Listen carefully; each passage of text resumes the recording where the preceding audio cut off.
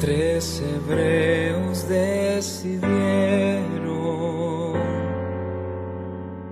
el ser salvados o morir. Ante ellos una imagen de oro, el rey les ordenó servir.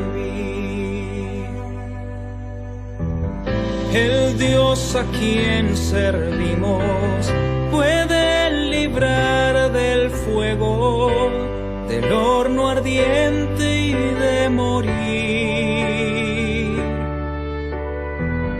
Oh Rey, nos serviremos, no nos inclinaremos, ni ante tus dioses ni ante ti.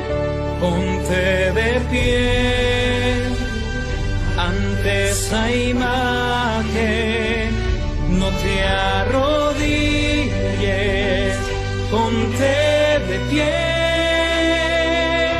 está en las manos. Ok, de acuerdo al resumen que tú has hecho en relación a los acontecimientos de 1888, podemos notar que Elena de White obviamente apoyó y aceptó el mensaje de John C. Waggoner. Una pregunta que quiero hacerte en esta hora es la siguiente.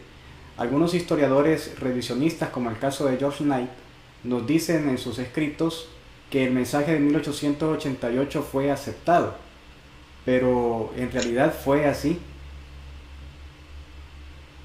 Bien, más allá de las personas que dicen esto, yo invitaría a mis amigos, a las personas que nos están escuchando, a que no hagan caso a seres humanos, y eso implica a mí también. ¿Por qué? Porque hay un principio bíblico que dice: maldito aquel que confía en el hombre y pone carne por su brazo y se aparta de Jehová.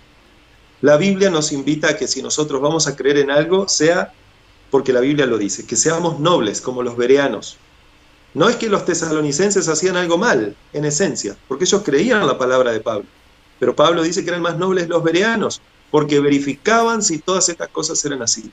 Así que cada vez que alguien se levanta, incluso yo, aunque estoy sentado, para dar un mensaje, ustedes deberían verificar si lo que está diciendo está en la Biblia, no sacado de contexto, y si vamos a citar textos de la hermana White, estén en los textos de la hermana White, tampoco sacados de contexto.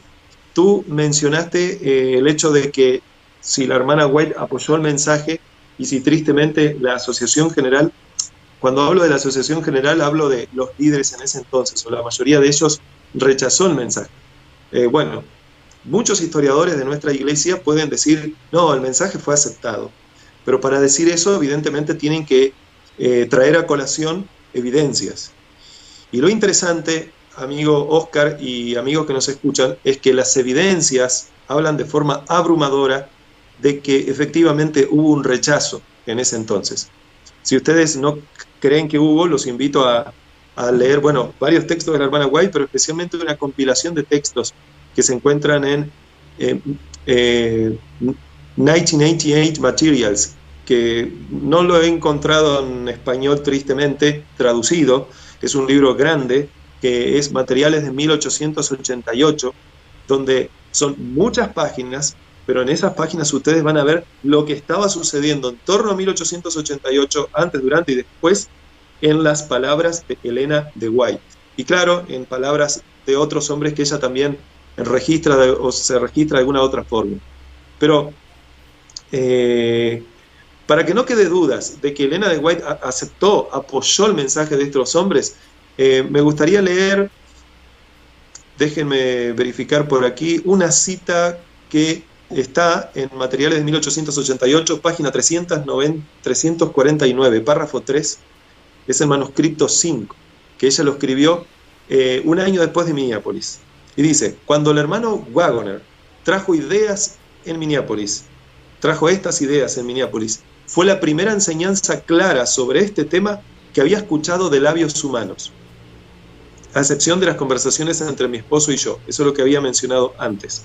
Y dice: me dije a mí misma, en Minneapolis, es porque Dios me lo ha presentado en visión que lo veo tan claramente. O sea que la hermana White había tenido visiones antes donde se le presentaba el mismo mensaje de Jones y Waggoner.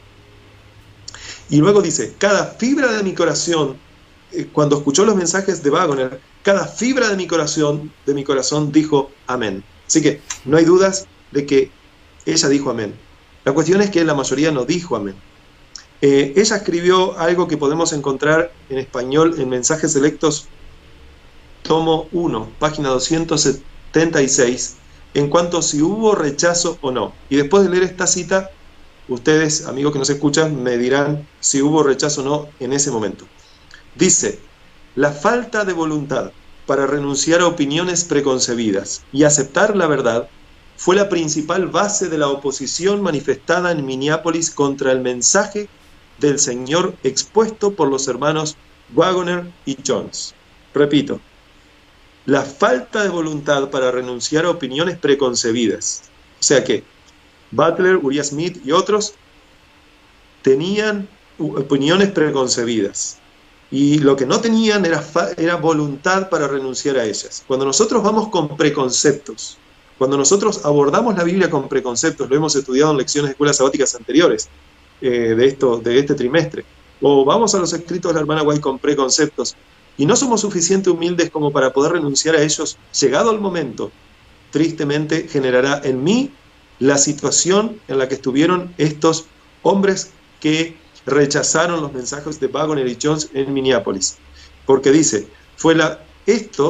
las opiniones preconcebidas y aceptar esta verdad fue la principal base de la oposición manifestada en Minneapolis. Luego sigue ella diciendo, suscitando esta oposición, Satanás tuvo éxito en impedir que fluyera hacia nuestros hermanos en gran medida el poder especial del Espíritu Santo que Dios anhelaba impartirles. Entonces pregunto, ¿quién tuvo éxito aquí? ¿Dios o Satanás? Por lo menos en ese contexto, en ese entonces. Dice que al generarse esta posición, Satanás tuvo éxito en impedir que fluyera hacia nuestros hermanos en gran medida el poder especial del Espíritu Santo, o sea, la lluvia tardía que Dios anhelaba impartirles. ¿Y por qué digo la lluvia tardía? Por lo que va a decir ahora. El enemigo les impidió que obtuvieran esa eficiencia que pudiera haber sido suya para llevar la verdad al mundo. Acuérdense, Mateo 24, 14, y será predicado este evangelio por testimonio todas las naciones, y entonces vendrá el fin. Hay personas que creen que el evangelio es sencillamente hablar de que Jesús nos ama. No, claro, es hablar de que Jesús nos ama. ¿Y qué implica que Jesús nos ama? Entonces, ese evangelio que todavía no estaba bien comprendido por la mayoría de los hermanos en Minneapolis, a Dios le consideró darlo a través de dos hombres, Jones y Waggoner, y por supuesto Elena de White, pero la cuestión es que Elena de White dice que ellos lo estaban presentando de una forma tal que hacía que su corazón, que conocía estas cosas, dijera amén, amén.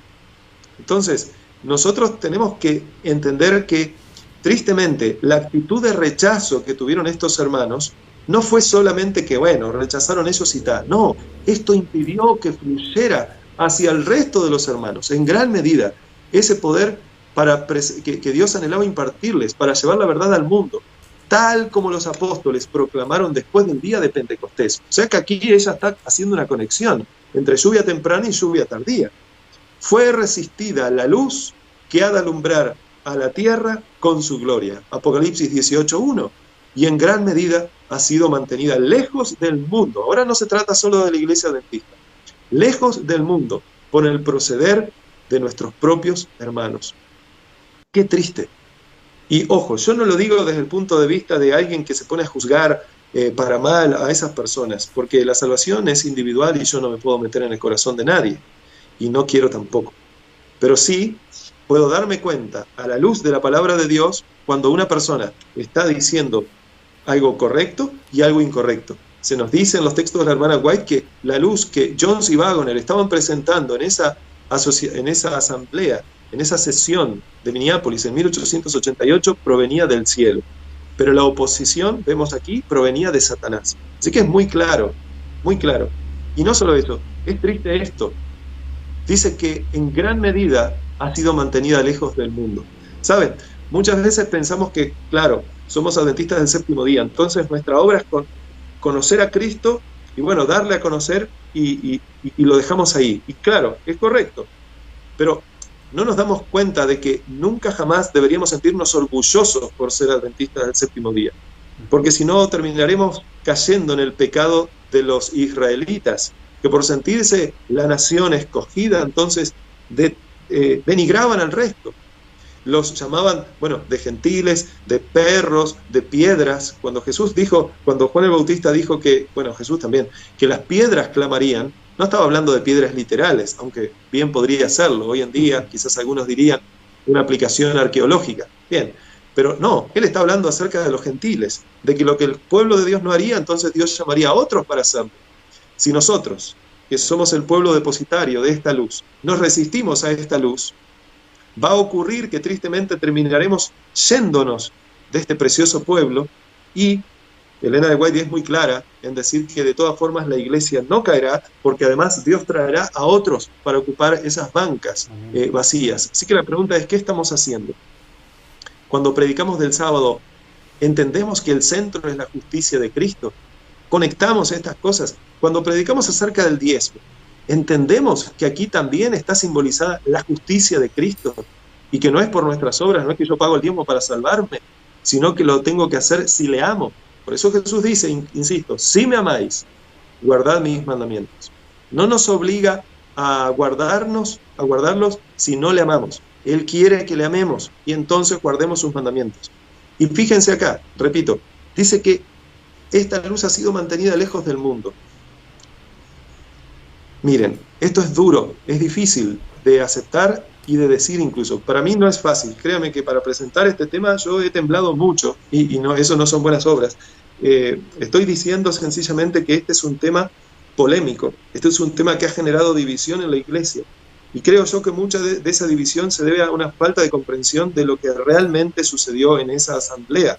Cuando nosotros leemos lo que sucedió en esa asamblea a través de lo que otros escribieron y así sucesivamente, y no vamos a los escritos de la hermana White, no vamos a materiales de 1888, no vamos a las mismas palabras de Chauncey Wagoner, vamos a tener la visión de un historiador. Entonces no importa si es una persona como tú mencionaste hoy, Oscar, o cualquier otra persona.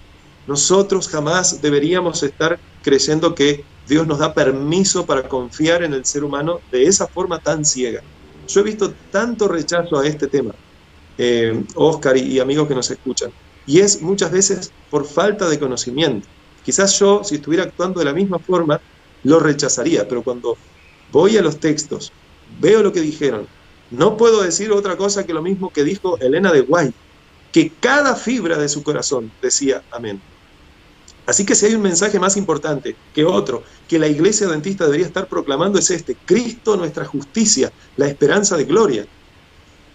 Si el mundo, mis hermanos, supiera que aunque yo, Alejandro, no estuve presente en 1888, ustedes tampoco, pero si el mundo supiera que fue causa de esta amada iglesia que Dios tiene, que la luz que Dios quería impartir al mundo entero quedó alejada del mundo, y por lo tanto después vino una primera guerra mundial, después vino una segunda guerra mundial, y después vinieron todas las atrocidades que vemos hoy.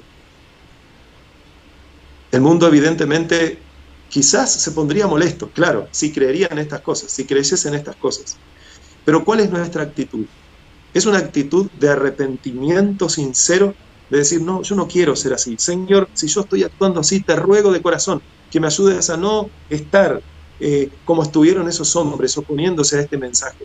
Ayúdame a abrazarlo, así como Elena de White, que era tu profetisa, lo abrazó. Así como estos dos hombres valientes lo abrazaron. Y así como muchas personas en el mundo lo van a terminar abrazando y se van a terminar convirtiendo en hijos e hijas de Dios. Bueno, tengo otras cosas para decir, pero ¿cómo vamos hasta aquí, Oscar? Pues ya vamos un poco avanzados en el tiempo, pastor. Quisiera hacerte la última pregunta y te agradezco que te hayas tomado el tiempo para poder explicar qué sucedió en 1888, un tema que sin duda alguna cada adventista del séptimo día debe de comprender hoy en este tiempo. La última pregunta que quiero hacerte es la siguiente. Muchas personas definen el pecado como una relación rota.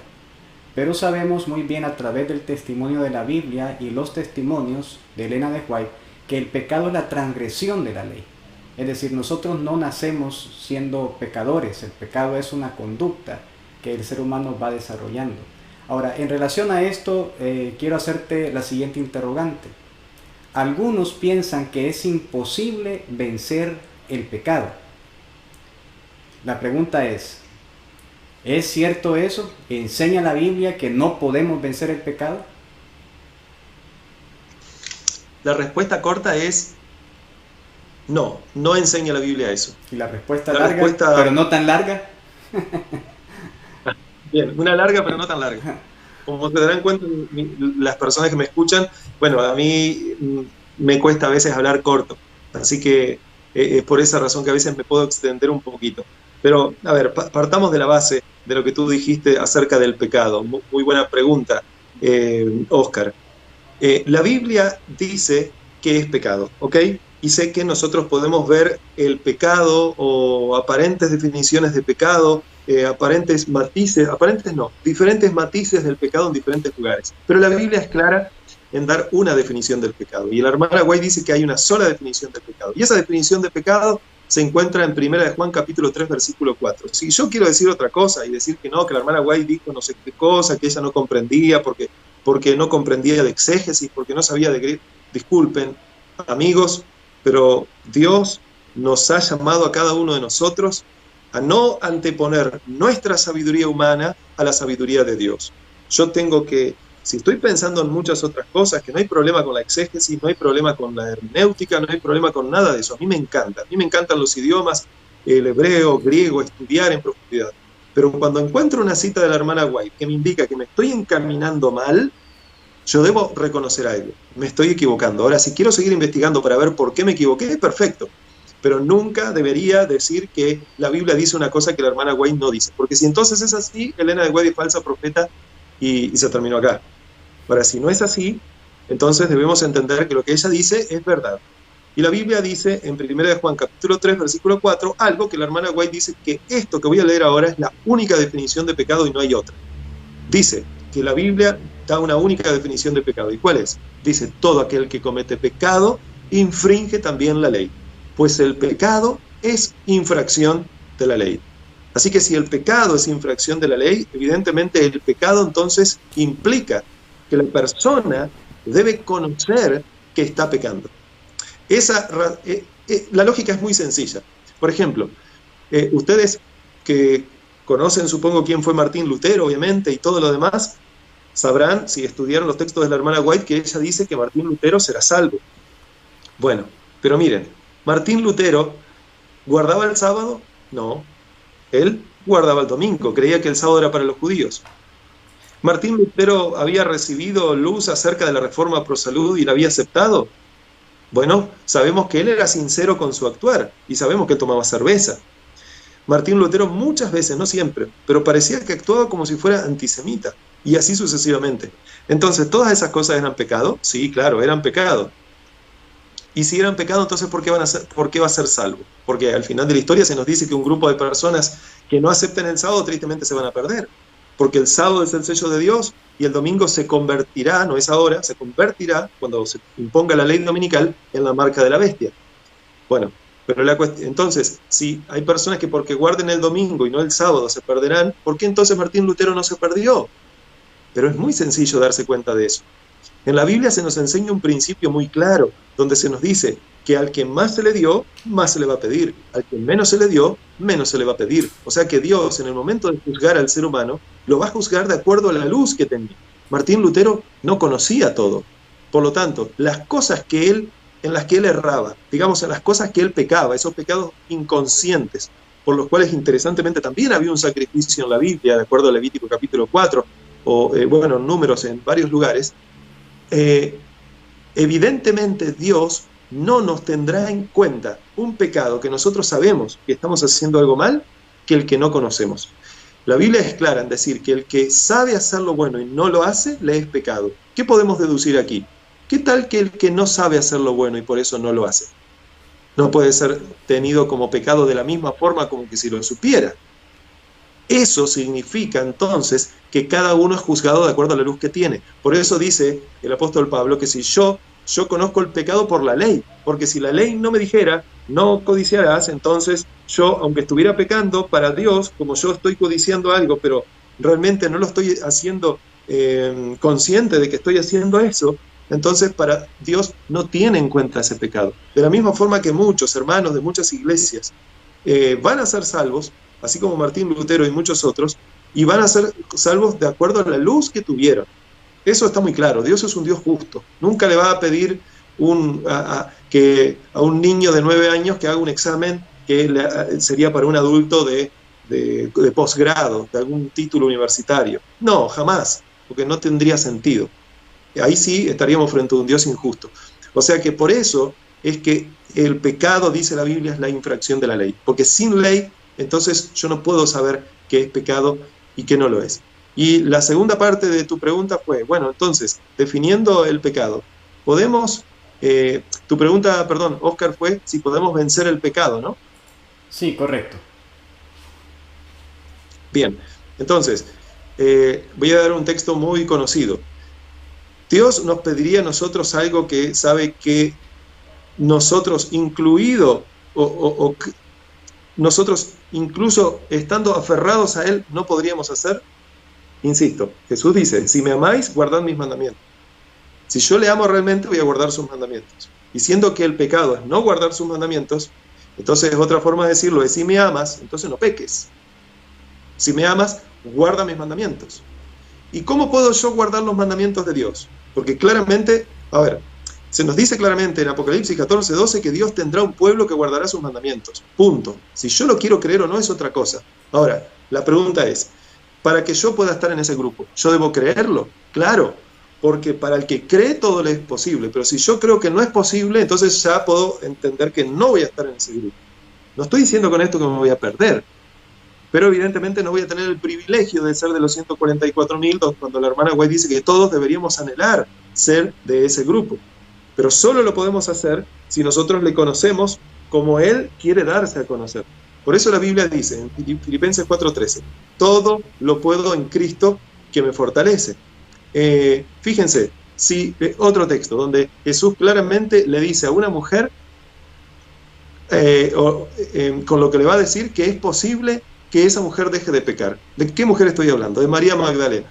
Cuando la querían apedrear, como ustedes saben, y entonces después Jesús escribió en el polvo de la tierra los pecados de todos los que estaban ahí, se fueron, dejaron sus piedritas ahí tiradas. Entonces Jesús le dice, mujer, ¿dónde están los que te condenaban? Ella mira y dice, no están, Señor. Entonces ella dice, ninguno me condenó. Entonces él dice, ni yo te condeno. Pero no termina ahí. Le dice, vete y no peques más. Hay personas que piensan que Jesús quiso decir, vete y deja de prostituirte, o sea, deja de cometer ese pecado. Pero sigue pecando los otros. No, hermanos, nosotros jamás deberíamos sacar la Biblia de su contexto. En el contexto de la Biblia, Él no dice, deja de cometer ese pecado. Ahí dice claramente, vete y no peques más. O sea que, si Dios le está diciendo a esta mujer que no peque más, la pregunta es, ¿sería posible entonces para esta mujer dejar de pecar? Y la respuesta es sí, si no, ¿para qué Jesús se lo va a decir? Ahora, ¿es posible que lo haga sola?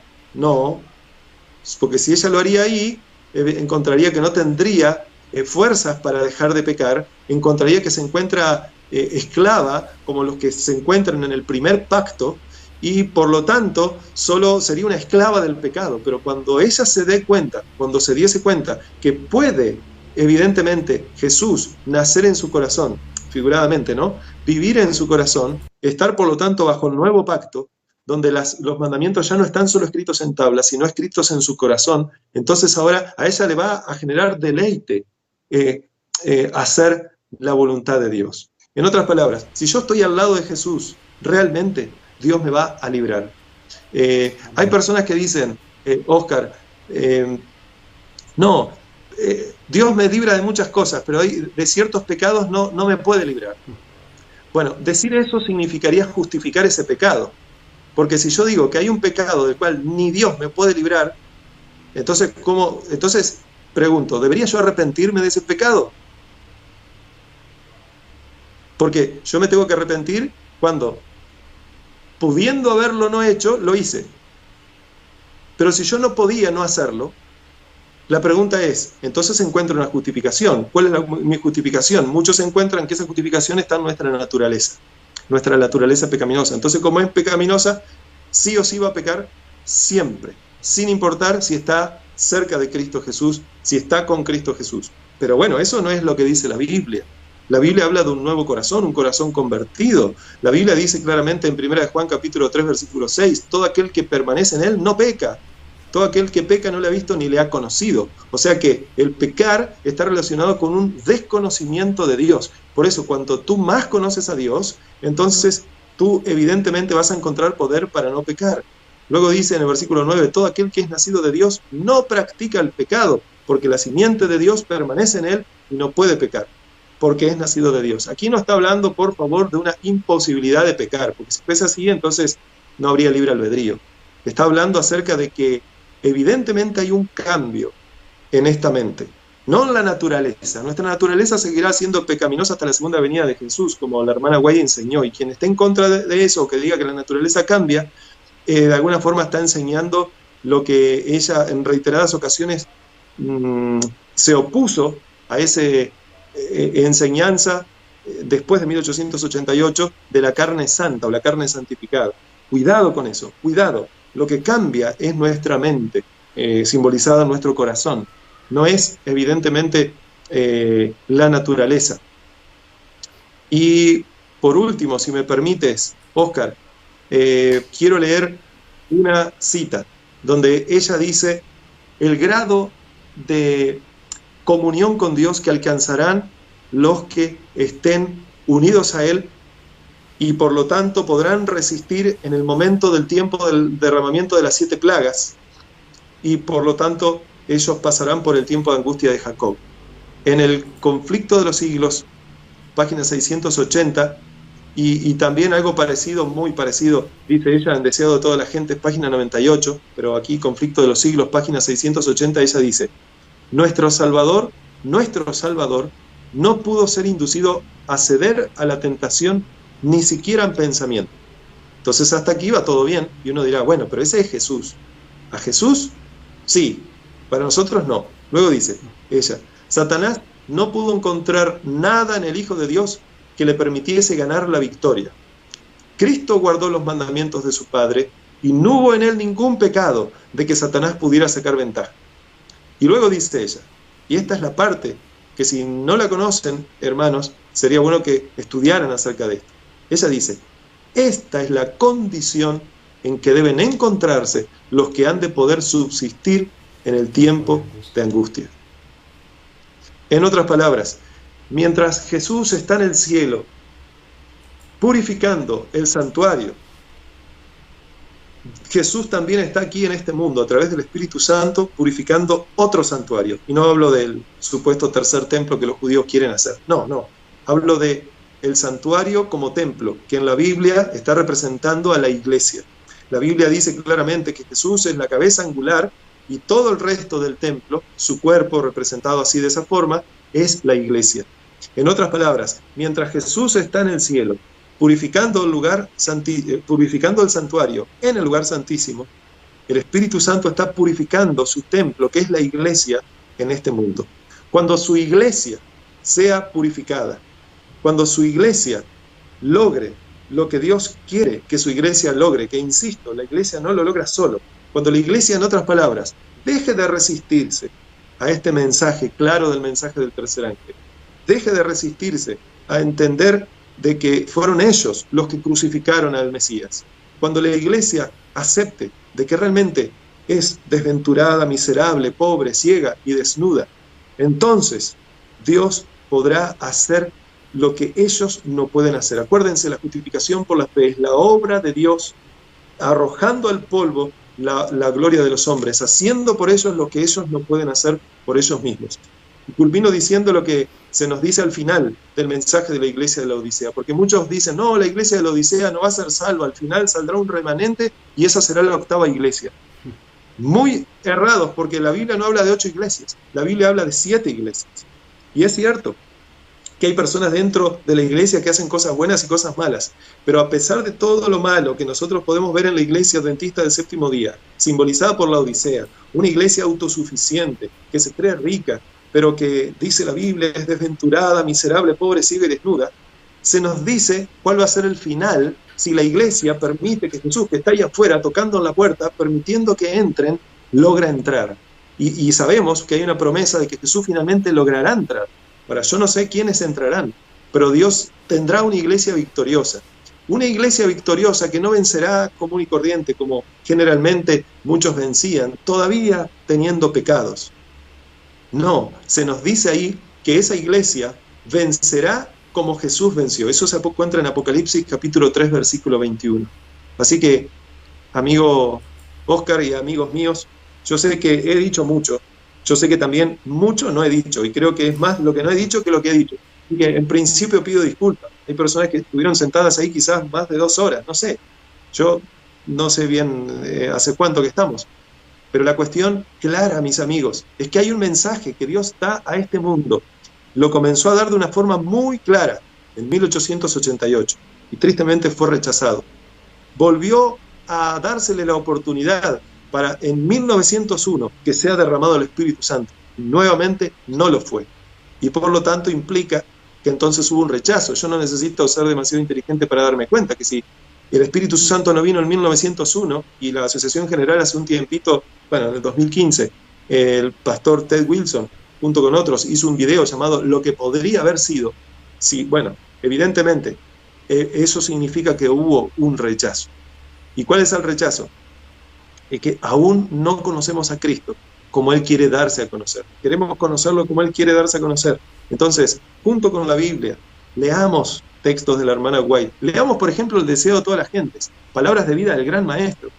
Textos impresionantes que nos hablan acerca de Cristo, nuestra justicia. Y los invito, por supuesto, a leer estos textos que fueron escritos en torno a ese tiempo de Jones y Waggoner, cuando escribieron estas cosas que generaron tanta oposición, pero que serán las cosas que el mundo entero conocerá de aquí en breve, para que Jesús venga a buscarnos. Y que Dios los bendiga a cada uno de ustedes. Muchas gracias, Pastor Alejandro, por tu intervención. Ha sido un gusto, mis estimados amigos, poder estar con ustedes en esta transmisión. Yo sé que pasamos bastante tiempo sentados, pero sin duda alguna el material que se ha compartido ha sido muy valioso para nuestra vida espiritual y nos ha ayudado a entender en qué consiste el mensaje de 1888, por lo menos a tener una vislumbre en relación al contenido de dicho mensaje. Yo les quiero recomendar 3 libros. Lastimosamente ya no hay tiempo para hacer preguntas. Quiero recomendarles 3 libros en relación a este tema. 2 de ellos fueron escritos por el pastor Robert Wieland. El primero es Introducción al mensaje de 1888 y el segundo es 1888 reexaminado. Y el tercer libro se titula El retorno de la lluvia tardía, un libro que es bastante grueso, tiene más de 500 páginas, que fue escrito por Ron Duffield. Este libro nos muestra todo el contexto de lo que ocurrió en la asamblea de 1888. Pastor Alejandro, ha sido un gusto poder compartir contigo en esta ocasión. Te agradezco encarecidamente porque no hiciste caso omiso a la invitación que te hice y porque sin duda alguna tu mensaje, lo que nos has compartido en esta hora, ha sido de mucha bendición e edificación espiritual para otros. ¿Algunas palabras finales que quieras agregar? Sí, pero no quiero quitar mucho tiempo. Apenas mencionar, Oscar, que no es casualidad que muchos en el mundo, a pesar de que uno pueda sentirse solo, muchas veces por causa de las cosas que va comprendiendo, aceptando y rechazando a otros, pero veo un movimiento de muchas personas, gloria a Dios por eso, que están conociendo este mensaje, que quieren realmente comprender esa historia, esa preciada historia que tiene la iglesia, y especialmente ese momento triste de la historia de la iglesia, que fue un momento muy doloroso para la hermana White, un momento en el cual ella realmente dice que fue el momento más doloroso de su vida. Y vuelvo a repetir lo mismo en 1901, cuando después de 1901 recibe una visión donde se le dice que Dios estaba haciendo todo lo posible para derramar a toda la iglesia la lluvia tardía, no solo que empezase a ser derramada ahí a través del mensaje del tercer ángel, como lo fue en el mensaje que dieron Jones y Waggoner, sino a toda la iglesia. y que tristemente por causa del rechazo que dejó lejos a muchos y lejos a este mensaje del mundo, dice ella esas tristes palabras: quizás tengamos que estar en este mundo mucho tiempo más. Bueno, ella lo escribió eso un poquito después de la asamblea de 1901 y ella murió en 1915. En el 2015 nosotros como iglesia hemos recordado los 100 años de la muerte de Ellen White. O sea que han pasado 105 años de su muerte y un poco más de las palabras que ella dijo, y todavía Jesús no vino. Nosotros deberíamos reflexionar seriamente qué es lo que debemos hacer como iglesia para que Jesús entonces venga a llamarnos, venga a buscarnos. Y evidentemente Jesús no está esperando una fecha. Jesús está esperando personas. Qué triste y qué bochorno sería para Jesús venir en una fecha donde su esposa, en vez de tener ojos para él, tenga ojos todavía en otros amantes, en otros dioses, en otros baales. Dios tiene un pueblo. Ahora, tristemente, no todos van a ser parte de ese pueblo de Dios. Pero si tú, hermano querido, estás estudiando este tema, tú debes entender que, primero que nada, no estás solo, porque Dios te está guiando para poder comprender correctamente, no incorrectamente, lo que sucedió en 1888, 44 años después del gran chasco. Pero aparte de eso, tú debes saber que así como se le fue prometido y dicho a Elías, Dios te lo dice a ti: aún me he reservado 7,000 que no han doblado sus rodillas ante Baal. La iglesia adventista del séptimo día es la iglesia remanente. Y es la iglesia que dentro de esa iglesia hay mucha gente fiel y lógicamente hay mucha gente infiel. La iglesia que Dios llevará al cielo es una iglesia triunfante. Y Dios espera que tú seas parte de esa iglesia triunfante. Dios quiere transformar tu vida completamente. Dios quiere que tú cambies ese concepto que tenías de un Dios que te pide cosas y que por otro lado parece que es imposible por causa de que tú tienes una naturaleza pecaminosa. Pero es que Él nos dio una solución, y la única forma en que tú puedas obedecer a Dios es si aceptas ese mensaje de la justificación por la fe, que no es un mensaje solamente legal donde Dios te declara justo. Dios te declara porque te hace justo. Amén. Si tú crees en eso, entonces para ti no habrá imposibles. Y tú, junto con muchos otros, van a trastocar el mundo con este mensaje. Y entonces vendrá el fin. Yo deseo de corazón que Dios te bendiga, hermano querido, donde sea que estés, que la luz del cielo te guarde, que Dios resplandezca en tu corazón, y que cuando venga Jesús a buscarnos, tú puedas ser uno de los que mirando al cielo dirá: he aquí, este es nuestro Dios en quien hemos esperado, Él nos salvará. Que Dios te bendiga. Amén. Muchas gracias, pastor, por el tiempo que has invertido en esta entrevista, y de igual forma nuevamente reiteramos el agradecimiento a todos aquellos que nos han acompañado en esta transmisión.